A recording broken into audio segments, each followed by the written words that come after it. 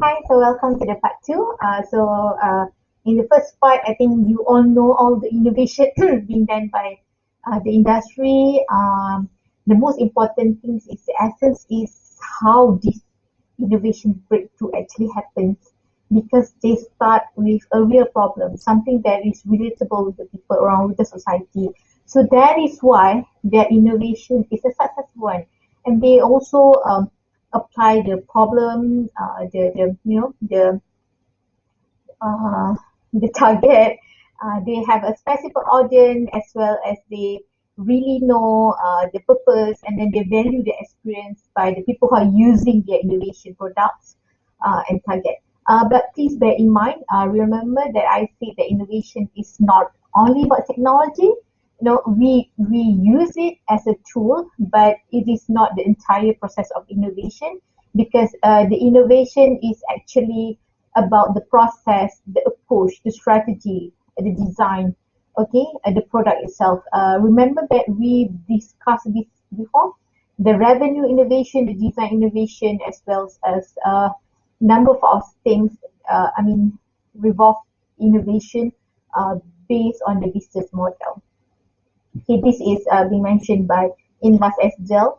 It mentioned about innovation in education is related to the approach, process, product, or strategy. And please bear in mind that all the innovation that you did doesn't necessarily come with tangible product. Okay, so in this class, I would really appreciate if you could explore something about the intangible area so you can innovate your teaching and learning based on the intangible something. So this is the basis of comparisons. I believe all of you guys know that tangible is something that we could see.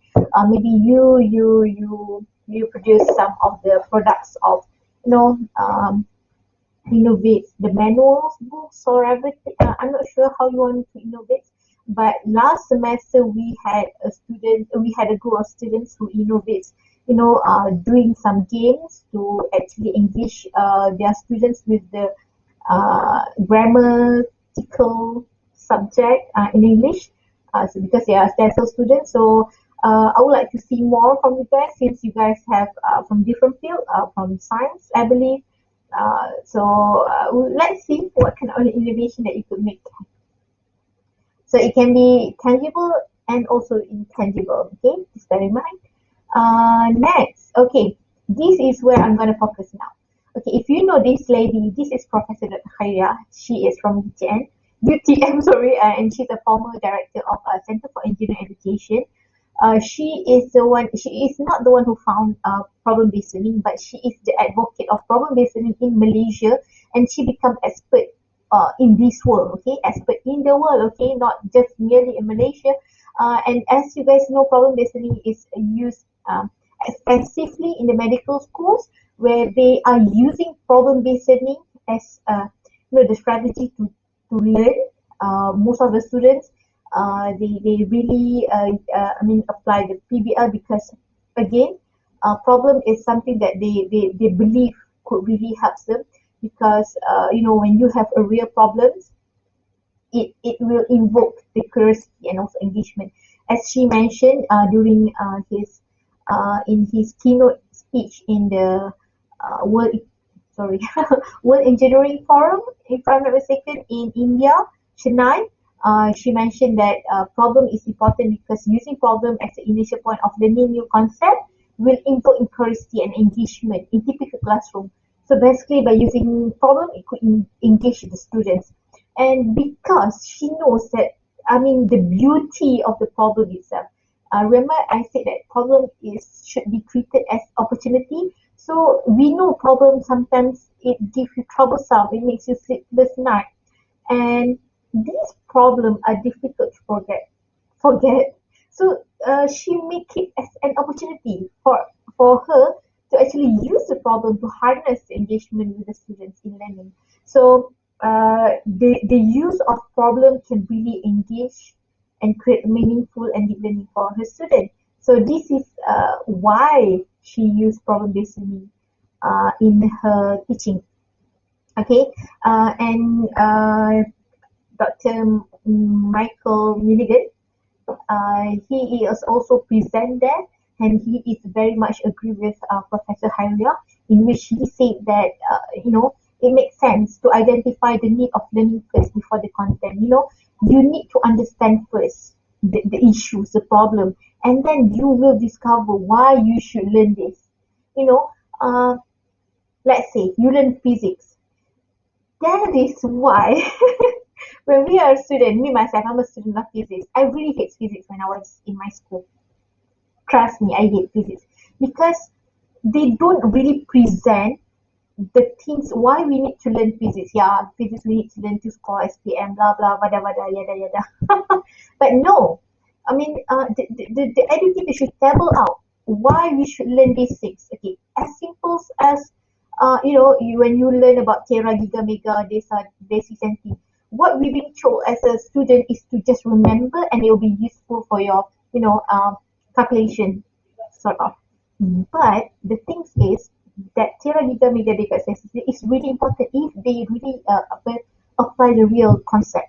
Let's say if you are a doctor and you need to do some operation, minor or major operation, the single, centimeter, millimeter, nanometer is really cause a major difference. It can really cut your, I'm not sure after or any of your bloodlines.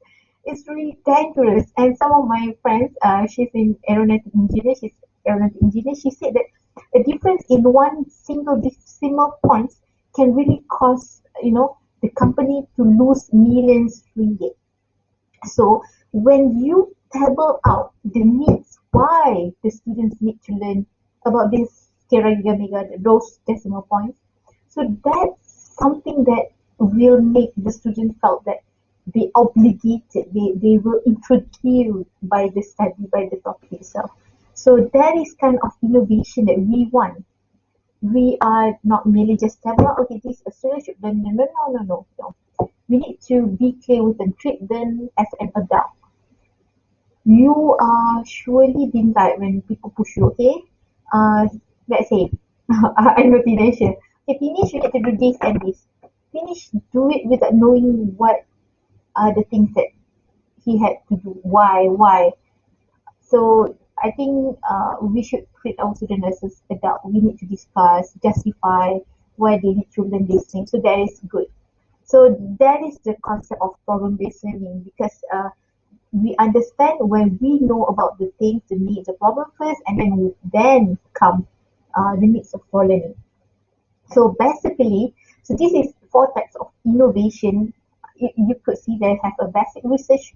I think that will be the simple innovation, and then we have the sustaining innovation, we have breakthrough innovation, we have disruptive innovation. So what are the things? If you could see clearly from the graph, if you have a well-defined problem, you will have a breakthrough innovation. So it's very clear. And then if you have uh, a problem that is not that well, and then not that clear domain as well. The focus area as well. So basically, you have a best research on it. While disruptive innovation, these things. So this is basically if you have a clear focus area, but you don't have a clear problem. So it become a disruptive innovation only. But what we need is we want to have a sustaining innovation. There is a very clear problem, there is very clear domain. So sustaining innovation, what is sustaining innovation? Sustaining innovation is happens because we're seeking for something that is better. We can improve the existing capabilities, as well as we have a very clear idea on the skills, problem need to be solved, and also very clear. Uh, so this is where we using design thinking, and then design thinking methods. This is helpful if we already know the problem clearly, and also we it's like crystal clear about problem and domain. You will have a sustaining innovation. But breakthrough innovation is you have a clear problem, something like about detecting pollutants underwater, well-defined problem. But then you don't have specific domains or factors that could really help. To solve the problem, that will be breakthrough innovation. That is still good, okay? And basically disruptive innovation. So it is really important to have both. To have a clear problem as also focus area, the domain. To help you guys. Okay. Yeah, how to change this? So okay. Okay.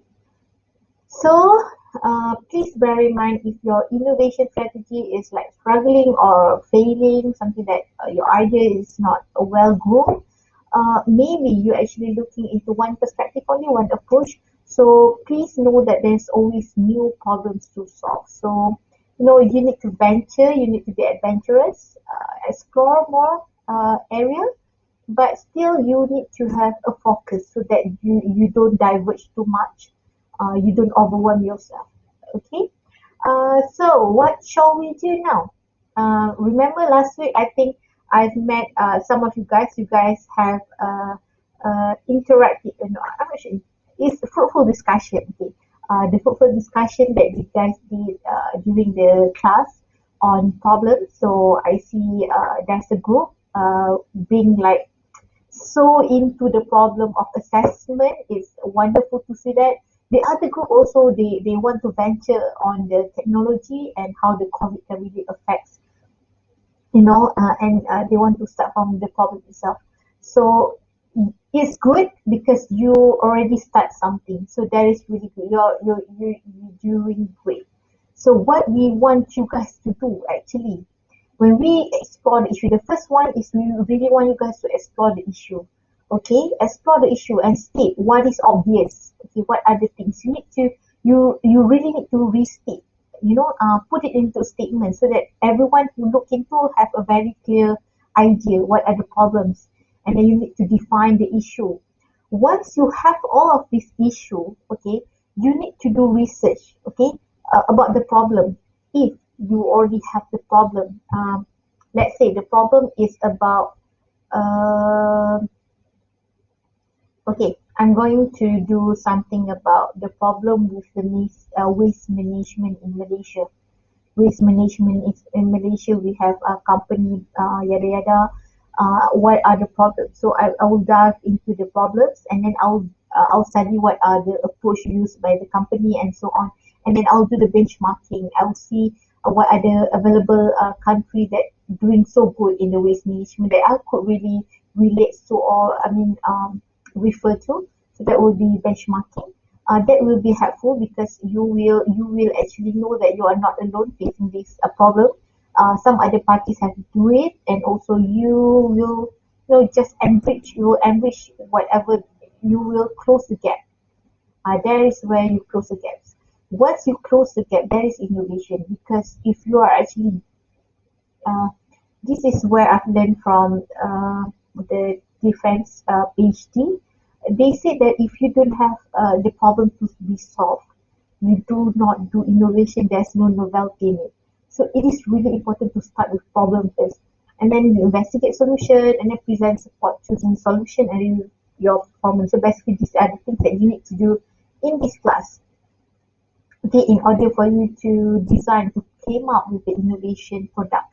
Again, the product doesn't really need to be tangible only. You can explore into the intangible as well, and use real problem. Okay, use real problem. Focus. Please be focused, because if you're using a big problem, it will be dangerous, because when you want to give solution, we want to give solution that really meets the problem. So if you have a very like a lot yeah, big problem, so it's really hard to really solve it. uh, my Sifu, Prof. Haria, and also Prof. Hatin always mention that try to solve something that is like logical, rational. Is it the right word? I know something that is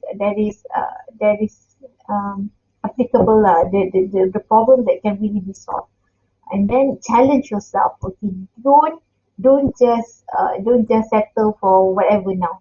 Critique. So you guys will work in your group. Okay.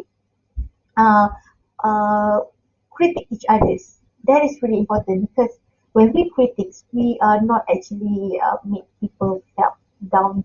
I use the proper critics, but it's actually to help to really challenge your cognitive thinking.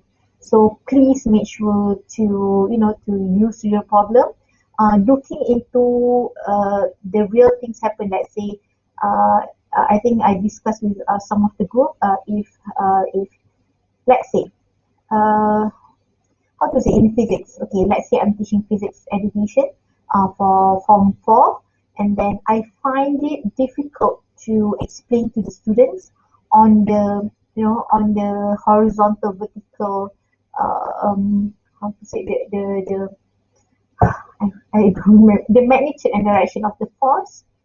How should I innovate my teaching in physics?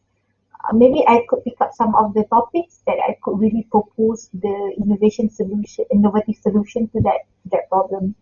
So look into that. Look into a very specific area, a real problem. What are the challenge faced by students today on the specific area, so that it will help you guys to start somewhere, and then consistently you improve, and then you become big in terms of innovation breakthrough or sustainable breakthrough.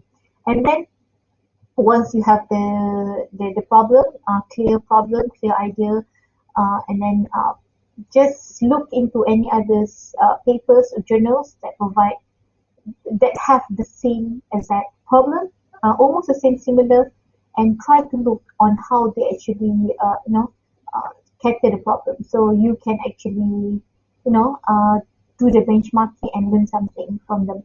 So basically that's it. So after this, remember our class actually have 20 students, so don't forget to scan the attendance in the given e-learning. And also, please make sure to check your group details. I've noticed that some of you guys did not fill up. I think this is about 4 or 5 of you guys did not fill up the group. So we only have 5 groups since we have 20 students. So please make sure to join the group.